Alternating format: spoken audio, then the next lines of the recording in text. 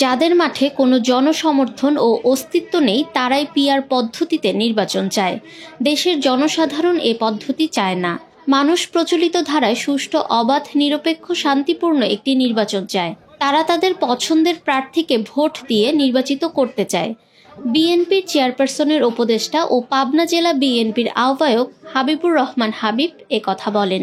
একদল গণভোট না হলে নির্বাচনে যাবে না, আরেক দল পিআর না হলে নির্বাচনে যাবে না, অথচ তারা সব আসনেই প্রার্থী ঘোষণা করে দিয়েছে।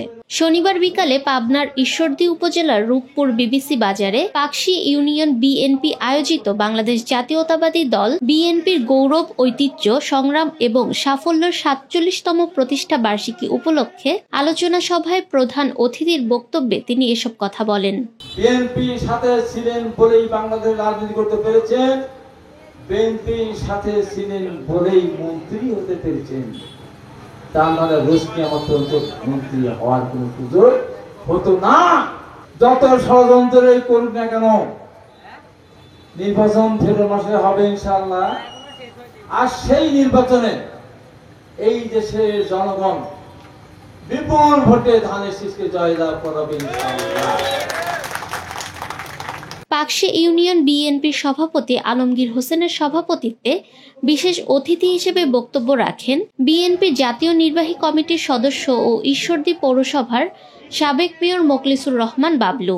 প্রধান বক্তা হিসেবে উপস্থিত ছিলেন দাশুরিয়া ইউনিয়ন পরিষদের সাবেক চেয়ারম্যান ও ঈশ্বরদী উপজেলা যুবদলের সাবেক সাধারণ সম্পাদক শরীফুল ইসলাম তুহিন, উপজেলা ছাত্র দলের সাবেক সাধারণ সম্পাদক তানভীর হাসান সুমনের সঞ্চালনায় বক্তব্য রাখেন উপজেলা বিএনপির সাবেক আহ্বায়ক জিয়াউল ইসলাম সন্টু সর্দার, সাবেক সাধারণ সম্পাদক আলাউদ্দিন বিশ্বাস, সাবেক সদস্য সচিব আজমল হোসেন সুজন, উপজেলা বিএনপির সাবেক ছাত্র বিষয়ক সম্পাদক এনামুল হক, ঈশ্বরদী পৌরসভার সর্বশেষ ধানের শীষের প্রার্থী রফিকুল ইসলাম নয়ন।